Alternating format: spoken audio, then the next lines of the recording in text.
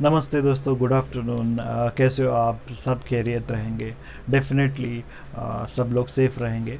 आज का ये वीडियो मैंने खास बनाया है for choosing the correct institute और college when you decide to go for a particular course. जैसे मैं पहले ही वीडियो बना चुका हूँ फॉर होटल मैनेजमेंट, तो उसमें आप लोगों को मैंने बहुत सारा इन्फॉर्मेशन दिया है जो related with the entrance examination है।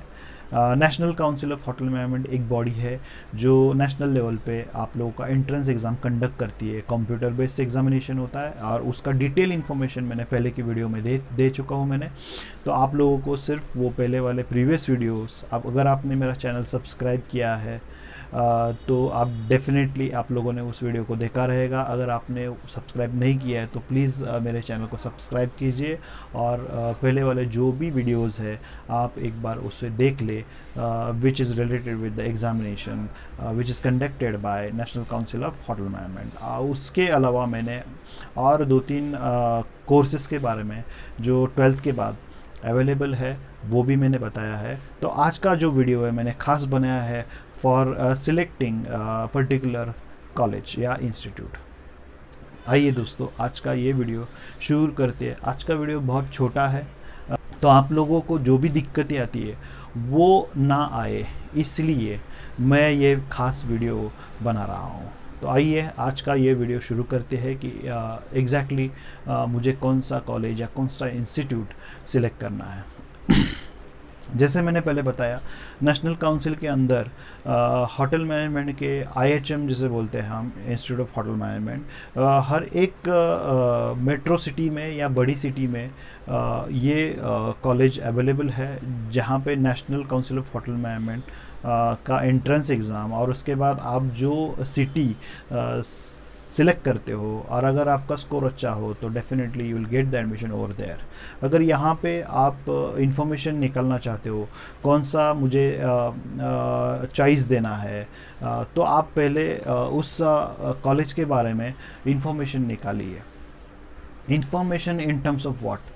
पहले तो हम लोग गूगल करते हैं, फिर वो इंस्टीट्यूट देखते हैं, उसकी गैलरी देखते हैं, उसका इंफ्रास्ट्रक्चर देखते हैं। तो कुछ लोग ये सब चीज़ें ना देखते हुए blindly they give their preferences.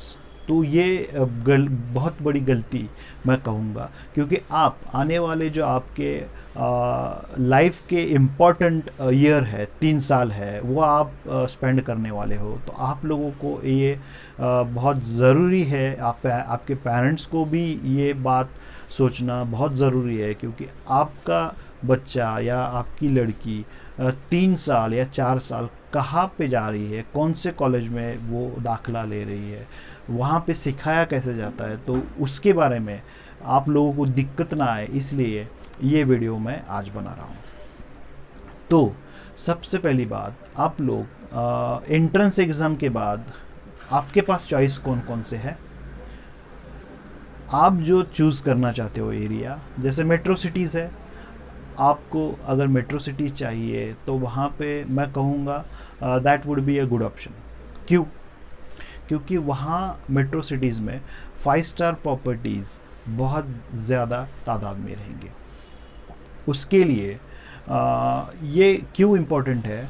क्योंकि आप जब एजुकेशन परस्यू करते हो तो हमेशा बीच बीच में एज अ ट्रेनिंग एक्सपोजर आप लोगों को आउटडोर केटरिंग के लिए जाना पड़ता है।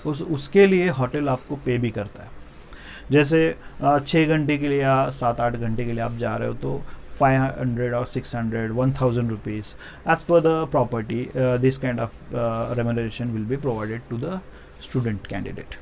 जब वो सीखने के दौरान उसके पढ़ाई के दौरान कभी होटल में जाके सर्विस देता है। उसके बीच में मीडिएट करने के लिए इंस्टीट्यूट या जो आप कॉलेज में दाखिला ले रहे हो वो कॉलेज और वो होटल, वहाँ पे रिस्पॉन्सिबल लोग ही रहते हैं जो आप लोगों को ये सब अरेंजमेंट करवाते हैं। और ये एक आम बात है फॉर होटल मैनेजमेंट कैंडिडेट्स। तो ये एक चीज़ है जो आपको इमीडिएट एक्सपोजर के बारे में, अगर आप मेट्रो सिटीज़ में हो तो आप लोगों को ज़्यादा तादाद में आउटडोर केटरिंग का एक्सपोजर मिलेगा। उसके बाद दूसरी बात है कि वो कॉलेज का इंफ्रास्ट्रक्चर कैसा है। आप लोगों को पर्सनली वहाँ पे जाके इंफ्रास्ट्रक्चर देखना होगा। 2 3 4 ऑप्शन आपने देखे हैं, उसमें से आप लोगों को सिलेक्ट करना होगा। आप लोग जब 2-3 चीज़ें देखते हो, जैसे हम लोग बाज़ार में भी जाएंगे तो सब्ज़ी भी खरीदेंगे या कोई शर्ट भी खरीदेंगे, तो हम लोग 8-10 शर्ट देखते हैं या 8-10 चीज़ें देखते हैं और फिर डिसाइड करते हैं कि यहाँ ये वाला मुझ पे सूट करता है या यहाँ पे मैं फिट होता हूँ, ये अच्छा है। सब्ज़ी भी लेते हैं तो कौन सी वाली अच्छी है। तो यहाँ पे तो आप 3 साल 4 साल निकाल रहे हो, तो definitely you should visit the place, you should have a round all over the infrastructure. दूसरी बात, इंफ्रास्ट्रक्चर के बाद आप लोग वहाँ पे देखना है कि वहाँ के स्टूडेंट कैसे हैं। सभी जगह पे स्टूडेंट अच्छे ही होते हैं, लेकिन आप लोगों को इंटरेक्शन करने के बाद समझ में आएगा कि वहाँ का जो जेन्युइन फीडबैक है उस कॉलेज के बारे में। कोई कॉलेज बुरा नहीं होता स्टूडेंट्स, लेकिन इन टर्म्स ऑफ प्लेसमेंट अगर मैं बात करूं, वहाँ का प्लेसमेंट स्ट्रांग है क्या, वहाँ पे आपको दाखिला लेने के बाद अच्छी तरह से प्रैक्टिकल्स पूरी तरह से मिलते हैं क्या, वो इंफ्रास्ट्रक्चर जो दिखाया गया है या आप लोग देख चुके हो वो इंफ्रास्ट्रक्चर पूरी तरह से यूटिलाइज होता है क्या, हर एक स्टूडेंट के ऊपर पर्सनली फोकस किया जाता है क्या। हम लोग ज़्यादा भी एक्सपेक्ट नहीं कर सकते क्योंकि all we are grown up now. सभी जो बच्चे हैं वो अबो 18 है, खुद का ख्याल रख सकते हैं। मैं जो बात कर रहा हूँ वो रिलेटेड विद द करियर है। अगर आप अच्छा सीखोगे, अच्छी जगह पे सीखोगे, तो definitely your options are more. बाकी लोगों से compete करने के लिए आप लोग जब मार्केट में उतरोगे डिग्री लेके या डिप्लोमा लेके, तब आपके पास एक ब्रांड रहेगा। आपके पास जिस कॉलेज से आप पास आउट हो उसे हम लोग अच्छा ब्रांड कहेंगे। तो मैं ये नहीं कह रहा कि कोई छोटा कॉलेज है कोई बड़ा कॉलेज है, कॉलेज कॉलेज होता है। फैकल्टीज़ जो है, जो शिक्षक है, जैसे मैं भी एक फैकल्टी हूँ, मैं भी एक कॉलेज में पढ़ाता हूँ बच्चों को, तो हर एक फैकल्टी जो है वो बच्चों का भविष्य के बारे में, बच्चों के ही बारे में अच्छा ही सोचती है। क्यों? क्योंकि वो भी कभी स्टूडेंट्स थे, हम भी स्टूडेंट्स थे कभी, तो वो स्टूडेंट्स के बारे में अच्छा ही सोचते हैं।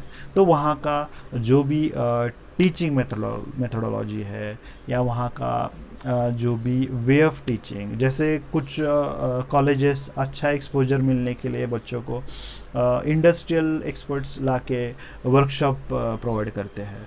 कुछ और जो भी अपडेट्स है इंडस्ट्री से, उनके गेस्ट लेक्चर्स बहुत ज़्यादा तादाद में होते हैं। तो ये सब चीज़ें आपको देखना है। तो एक मैंने कहा आपको, पहला तो नेशनल काउंसिल है, तो आप लोगों के पास मेट्रो सिटीज़ या कोई ऑप्शन आप लोग जो सिलेक्ट करो, that is totally up to you. You need to Google first कौन सा कॉलेज मेरे लिए फ़िट है, कौन सा करिकुलम, कौन सा लीगल यूनिवर्सिटी जो स्टैट्यूटरी यूनिवर्सिटी है या एफिलिएशन जो है उसका, वो आगे जाके मुझे काम आए। मेरा ग्रेजुएशन जो है वो ऐसा हो जिसके बाद मैं कॉम्पिटिटिव एग्ज़ाम भी अगर मैं बैठना चाहता हूँ या गवर्नमेंट में भी जॉब के लिए या कुछ चीज़ें के लिए ट्राई करना चाहता हूँ या फॉरेन अब्रॉड जाना चाहता हूँ, तो वो जो डिग्री है वो वैलिड हो, वो रिकग्नाइज्ड हो by that particular affiliation, by that particular university. जैसे मैंने पढ़ाई की है पुणे यूनिवर्सिटी से, Savitribai Phule university.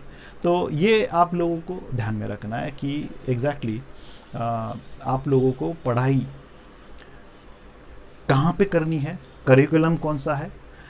Once you decide a particular state, particular entrance exam के बाद आपने डिसाइड किया कि यहाँ पे मुझे एडमिशन लेना है, तो आप लोगों का काम है कि उसका इंफ्रास्ट्रक्चर देखें।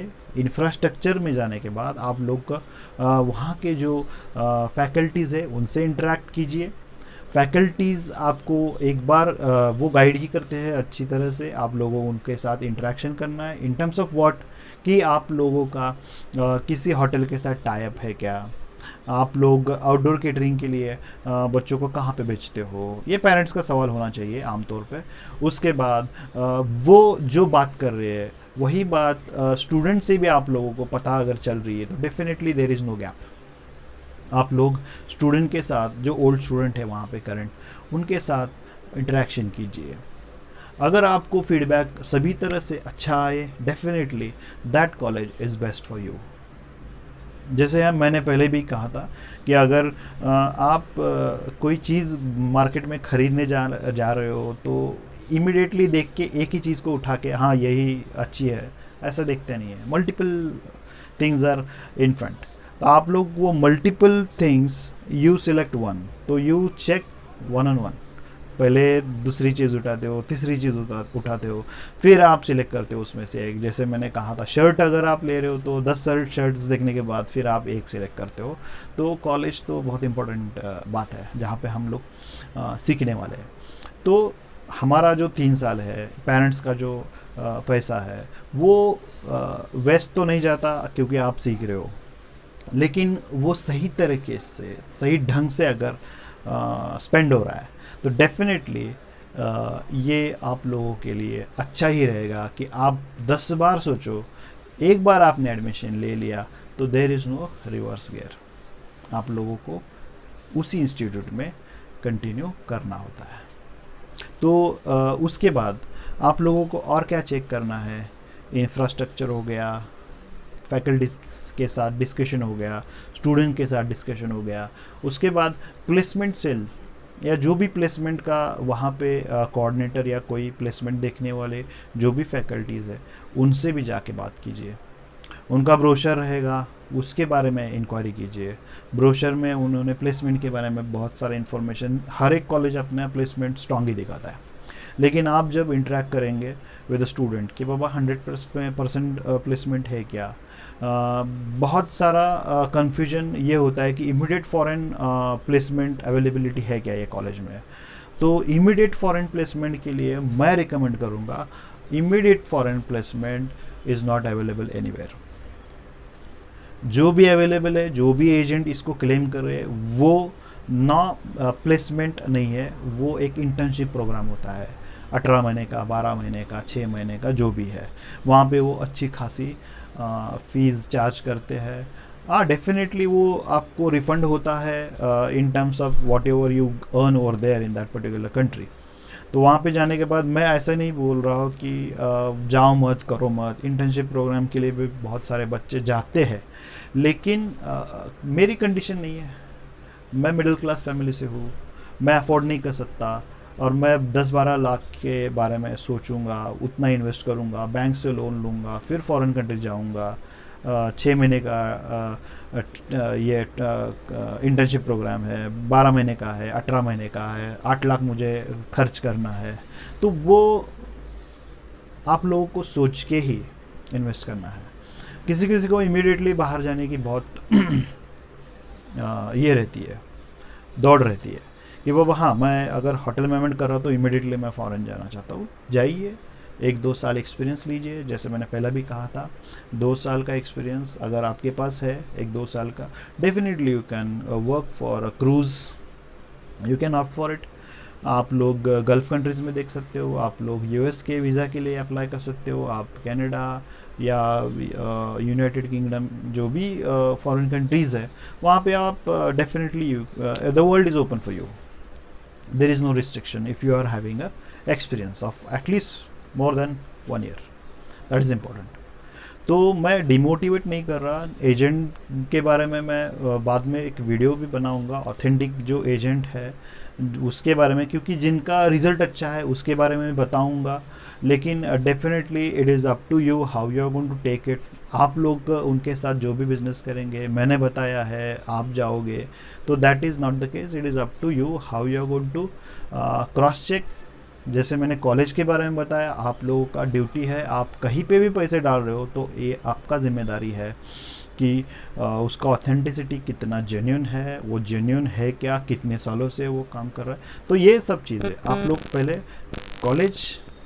कॉलेज कंप्लीट करने के बाद फिर जो भी करियर के बारे में है उसके बारे में बाद में हम लोग डिटेल में डिस्कस करेंगे। अभी के लिए तो कॉलेज अगर मैंने पर्टिकुलरली सिलेक्ट कर दिया तो वो फीस क्या चार्ज कर रहे हैं वो भी बहुत इम्पोर्टेंट है।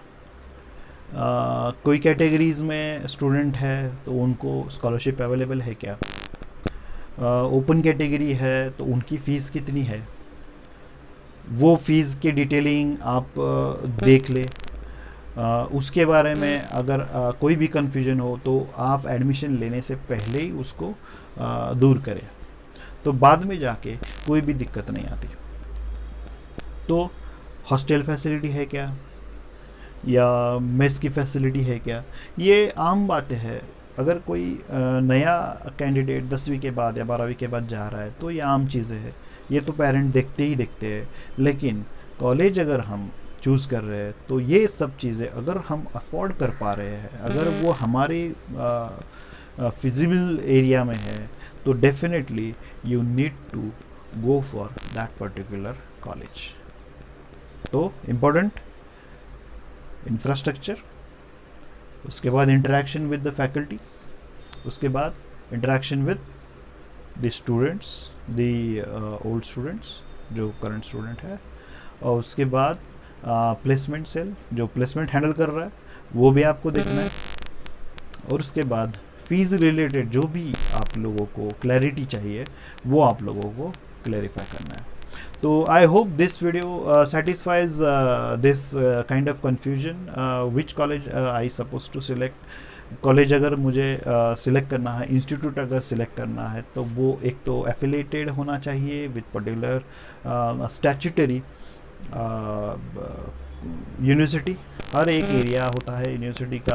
आप अगर दिल्ली में हो, नियर बाय हो, तो दिल्ली यूनिवर्सिटी के अंदर अगर कोई कोर्स होटल मैनेजमेंट का आता है तो दिल्ली IHM भी है जो NCHM के national Council of Hotel management के अंदर दिल्ली का भी ऑप्शन है, बेंगलोर का भी ऑप्शन है, औरंगाबाद का भी है, मुंबई का भी है। तो ये सब चीज़ें आप लोगों को by the time you fill the form and you Google for the information, you will get all the information. अगर फिर भी आप लोगों को लगता है कि कुछ और एडिशनल इन्फॉर्मेशन चाहिए तो डेफिनेटली आप लोग कमेंट कीजिए। मैं ज़्यादा से ज़्यादा ट्राई करूँगा कि आपके जो भी क्वेश्चंस रहेंगे मैं उसको आंसर कर पाऊँ। फिर से एक बार मैं रिक्वेस्ट करूँगा, like the button, share this video with the students or the candidates who are willing to go for this course. Definitely I think this will be very helpful for the student for all the streams। ऐसा नहीं है कि सिर्फ hotel management का ही है, ये एक common sense है, कॉमन चीज़ें हैं जो क्रॉस चेक करनी चाहिए। बाद में जाके पेरेंट्स का कन्फ्यूजन ना बढ़े, बच्चों का, स्टूडेंट्स का भी कन्फ्यूजन ना हो, बाद में पछताने से अच्छा है डिसीजन लेने से पहले जो भी वर्कआउट है वो हम लोग, जो मैंने अभी चेक लिस्ट बताई, वो करना ज़रूरी है। अगर ये करेंगे तो definitely will be satisfied with your education. Thank you, good day.